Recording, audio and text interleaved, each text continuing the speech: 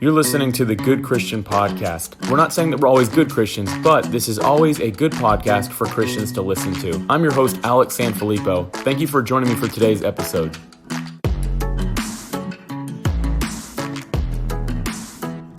Hey, welcome back, everybody. Excited about today's episode. I don't know where you live in the world, but I can tell you that Florida decided that this quarantine thing was done a couple weeks after it started, and that we needed to get back to normal life. Anyway, we kind of broke all those rules, and I'm making this episode just in time, if you will. This is the first time I've done an episode and released it the same day. So when this comes out, it means I recorded about 15 minutes before actually hitting the publish button. And that's because I'm realizing as we're kind of coming out of this pandemic and this quarantine, and us in Jacksonville not coming out of this curfew because of rioting.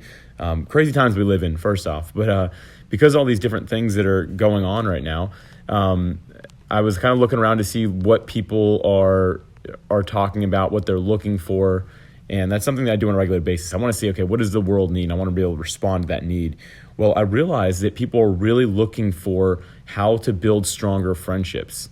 And I wanted to talk about this because this is a topic that has really been very important in my life. And I'll give you a little bit of backstory on this before we jump into the topic today, which again is how to build stronger friendships. For me personally, I was homeschooled growing up, as I've mentioned on here probably a couple times at least. And when you're homeschooled, if you're someone who went to public school or even private school or charter school, whatever it might be, here's the deal. Making friends is not as easy. Thankfully, I had brothers. I still have brothers. I had 3 younger brothers, and I was able to have them as my friends. We met some of the kids in the neighborhood and things like that. But in general, meeting friends, hanging out with people is not quite the same because you don't get that interaction as much. So for me, the friends that I had growing up that I met in the neighborhoods and things like that, and other homeschool kids, the weird ones, we kind of built our friendships around that. But when I hit my late teens after high school and into my early 20s even, I quickly realized that they were different than me. I wanted to live my life for Christ, and I wanted to live for Jesus first, and that wasn't necessarily the direction that these other people were going in. I'm not saying anything bad about these people. As a matter of fact, most of them have actually really stepped into their relationship with God big time, in bigger ways than even I have at times. So I'm thankful for that. But I went through this season where it was kind of just me, and I needed to kind of push people away in a nice way. I didn't tell anyone I couldn't hang out with them or anything like that. I just kind of distanced myself. I'll never forget one day I woke up, lived alone at this point, and it was like a Saturday morning, and I don't know why, I just had this realization. I'm like, I'm alone. I'm a lonely person. I realized I didn't have strong friendships in my life, and at that time is when I decided, you know what, I'm going to seek out actually making more friends in my life. And I don't know if that speaks to you or where you're at, but the truth is the people that you surround yourself with are the people that you're going to end up being like. So I know there's that old saying that the 5 people you spend your time with is who you're going to end up being like. You're kind of like an average of those 5 people. Here's the deal. I found that to be very true in my life. And I want you to think about that as well. Like, who are you actually spending your time with? Who are you around? And I know, like, we live in a world now where everyone is looking to build stronger friendships because we feel like we haven't had friends in our lives for such a long time. If you've been in a state or country even that has been quarantining, it's been difficult right now. And something that all of us have realized at this point is that online connection is not nearly as powerful or the same at all as in-person true connectivity. And I'm not going to talk too much about this, but just for a quick second, I'm just going to touch on social media. It truly has turned us into more of a mindset, and having a mindset of total number of digital acquaintances instead of actual true connection and friendship. And I've seen this true so many times. People get really attached to, okay, how many friends do I have on Facebook? And how many followers do I have on Instagram? And is my LinkedIn audience growing? And it really is a dangerous thing to do because the truth is you can have all of the fans, all the followers, all the friends on social media in the world and not actually have any real authentic relationships in your life. So if that's something that you've been struggling with, and I've been through that season myself, you have to first realize that that is not the same. That is not true friendship. That is not how you develop strong friendships. You cannot develop a strong friendship online. I know some people don't agree with that. I have people that I consider to be close friends that I met online, but the truth is you have to actually meet in person. We'll get into that in a few minutes here. So I need you to think about that as we're coming out again of a quarantine. It's time to start getting back in front of people. And I talked about that last month as well. I know that actually upset quite a few people because I got emails and things like that about it, but it's time to get back to in-person interaction. God made us to do that. That's extremely important. God said it's not good for man to be alone. He didn't say it's not good for man to not have a woman. He said it's not good for man to be alone. He knew that there was going to be power in community and us being able to have friendships and relationships together. So anyway, there we go. That's everything out of the way now. Now I'm going to jump into the meat of this thing. Are you guys ready for this? I'm going to get into these 5 points for building stronger friendships. Now, right before I do that, I want to mention the best place to meet new people, because a lot of people are going to ask, and I always get this question, Alex, how do you meet people? How have you been able to make friends in your life? Here's the deal. I'm so thankful today. Fast forward, I'm going to skip like tons of years in between what I was just talking about, my early 20s, my late teens. Fast forward a few years, I've really been able to figure out how to build strong friendships in my life. And I'm so thankful for this. I had people that were seeking me out, people that really helped me along the way with this. And over the years, I've really figured it out, if you will. Obviously still learning and growing in that, but I'm extremely blessed to just have an unbelievable network of friends and people that I can trust with anything. Man, the friendships in my life, I'll tell you what, I am the man I am today because of the people that I have in my life. I'm so thankful for each of them. I found out, though, that the best places to meet people are not bars. They're not random places like the beach or anything like that. The best place I found to meet people isn't even church. Hello. The best place I found to actually meet people is small groups.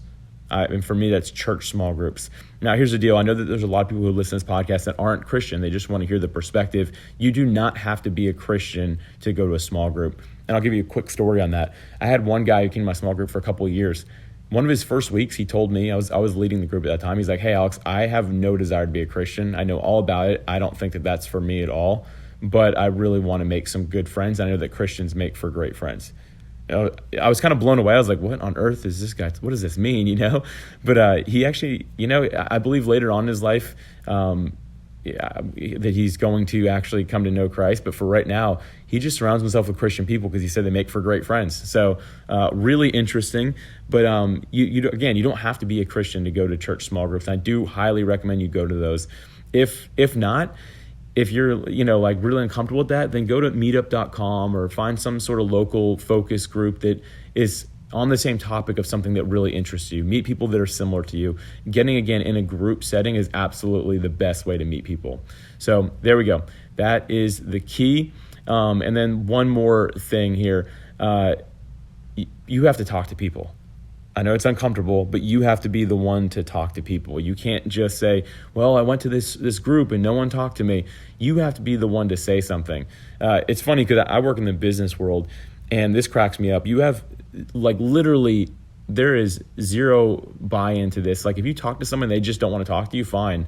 The only thing that you maybe have to put up with for a little bit is just your ego getting hurt or the embarrassment of it, or maybe just feeling uncomfortable for a little bit. But like in the business world, if you make a decision, it doesn't work, it can cost you like thousands of hours and millions of dollars. It's just funny that like people won't step out and just try to talk to people. And I was that way for a while. I had to get out of that comfort zone because it is tough. But here's the deal. It is going to be uncomfortable to make friends. I can tell you that right now. You have to step out of your comfort zone. I'm a big time extrovert. I love being around people, love meeting people, but it is not always comfortable. You have to be willing to get uncomfortable for these 5 steps to work. So with that said, go for it is my ultimate recommendation there. Go for it. Just step out of your comfort zone and talk to people, meet them. You never know. You might just make a friend or two. So here's the deal. Now we're going to jump into building stronger friendships. Here's my 5 points today. Number 1, seek first to be a friend. The best thing that you can do is be a friend to somebody else. I hear all the time, well, this person never invites me out, or, they never call me or anything like that. And I always ask people, like, what are you doing to add value to that person's life? How are you actually being a friend? Are you inviting them out? Are you picking up the phone to shoot them a text? Are you actually spending time with them in person and asking them great questions and things like that to be that friend in their life? There is a limit. There might be some people that are just true takers and they're not really friends, and you have to actually know that. If someone's just taking from you, that's not a true friendship. But if you have to do a little bit of the seeking ahead of time, do it. Be proactive in this area. So again, number 1 is seek first to be a friend. Number 2 is to become a great conversationalist.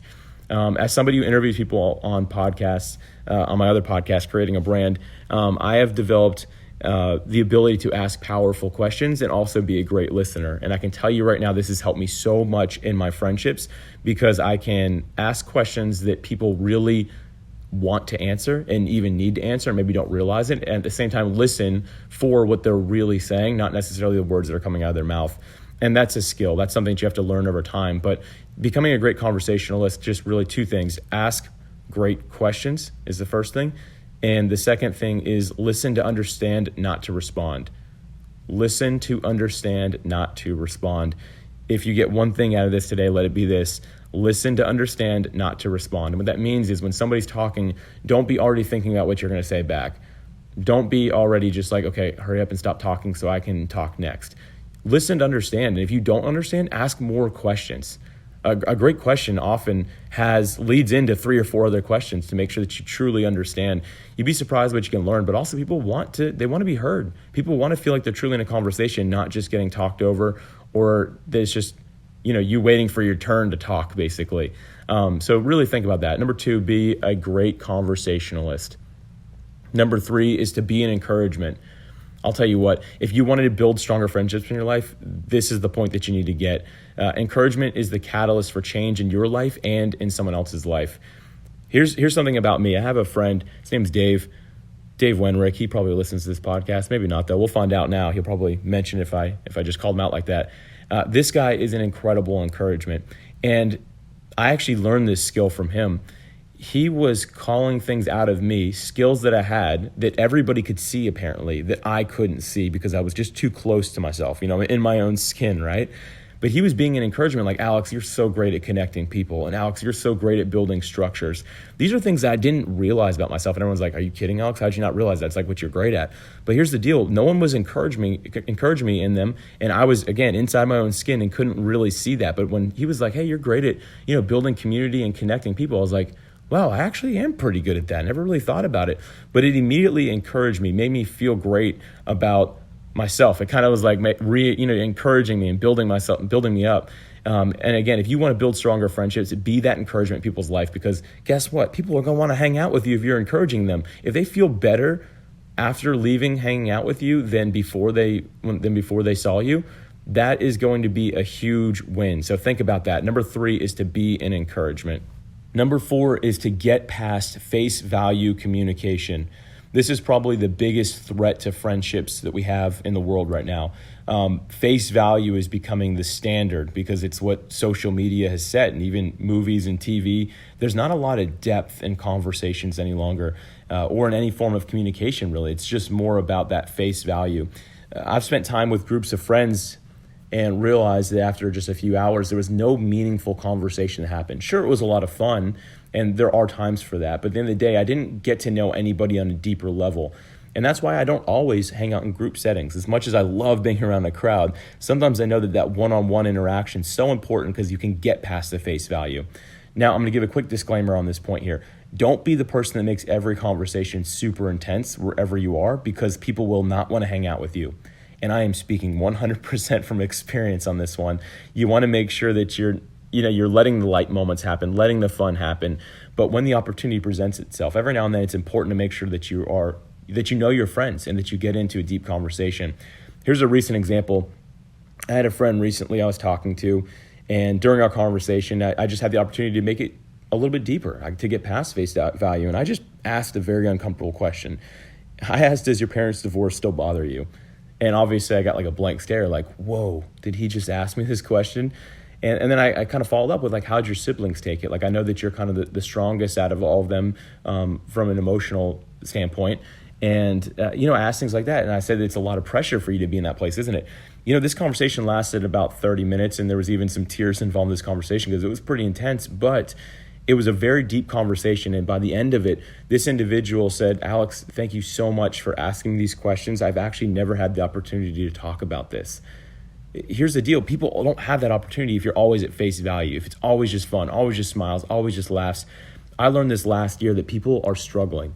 Everyone is struggling with something. If you give them the opportunity to actually vent a little bit and talk about it, that's developing a really deep friendship right there. So again, number 4, getting past face value communication.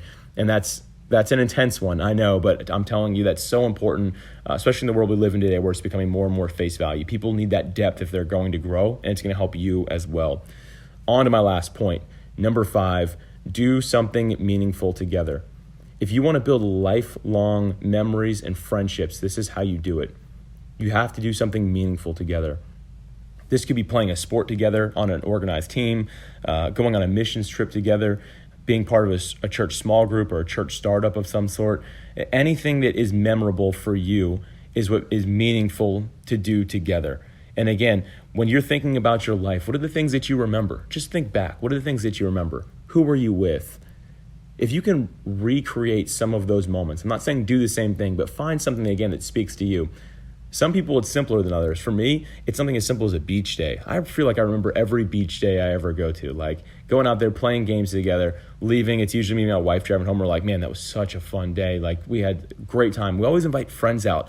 And that's doing something meaningful together. When you do that, it creates lifelong memories, and that's how lifelong friendships are born and created. And lifelong friendships are something that I'm so thankful to have in my life. And it all comes back to this: do something meaningful together. So plan a trip. Be the person that creates those moments for people. And I'm telling you what, you'll be so thankful that you do this. If I can leave you with one final perspective about meeting people and building lifelong relationships, it's going to be this. It's a journey and a learning experience for you. Building relationships, lifelong friendships, all those things, it is a learning experience for you. You are always going to be growing and changing, and your very definition of friendship is actually going to change over years as your personality changes, as you continue to grow. And if I can give you some advice on this, it's that don't force friendships, and don't force friendships to stay intact either. Never burn a bridge. But if a time comes where you and somebody are just parting ways, that is okay. You'll always maybe have that memory of that person. And, it sounds sad because I'm a guy who just wishes all friendships could last forever. That truly is me. But there's times in my life where I've just had to let people go, and it's tough. But here's the thing, if you want to continue to build those relationships, the ones that are really mattering in your life, it matters where you are and where they are. If you are going down different paths and going different ways, it's okay to part ways. And don't make the assumption that every relationship and every friendship has to be a lifelong one. They're not always like that. Some are just for seasons, and that's okay as well. But here's the thing, if you continue to grow and enjoy your journey and make it a learning experience, you will continue to have the right friendships in your life at the right time. So again, these are my 5 points here, and this is such an important topic right now as people are really asking about it. I'm seeing the search engine trends really increase. People are actually doing Google searches for how to build stronger friendships. So I want to make sure I talked about it. And this is completely from a Christian perspective. Everything I pulled today is from biblical principles I was able to find over years. Remember, there was those years of Alex having no friends. Those were the times when I was really digging into the word and the scripture and on what good friendship looked like. So again, those 5 points are to seek first to be a friend, become a great conversationalist, be an encouragement, getting past the face value communication, and doing something meaningful together. Again, this is such an important topic right now. I hope this really added value to your life today. I want to end with a question. I'd love to hear your answer. What action has helped you build stronger friendships in your life that we didn't talk about today? I'd personally love to learn from you as well. And if you just go to dailyps.com, you'll be able to click on the podcast section. You can actually leave a comment on this very post so I can actually learn from you and we can learn from one another. Let's definitely have a conversation about this here. So everyone, I'm so excited that we're moving into summer. I feel like it's a great time to build relationships as we're coming out of quarantine from a global perspective as well. Man, this is going to be a good season. I'm believing that you are going to build stronger friendships than you ever have before. With that said, I want to encourage you to be excited and expectant when it comes to friendships in your life. And I believe that you are really going to see some increase in this area. And I'm believing for each and every one of you to really just have a major shift in your life in the area of friendships. That is my prayer for each and every one of you this month. So thank you for listening. I hope that you all are having a great start to summer. I'm looking forward to bringing another episode next month. Thank you again for listening to the Good Christian Podcast. If you enjoyed today's episode, please go to iTunes and leave us a 5-star rating and a review. This really helps us to continue to impact and reach more people. I'm looking forward to bringing another episode next month, but until then, remember that friendships will help you continue to excel in life.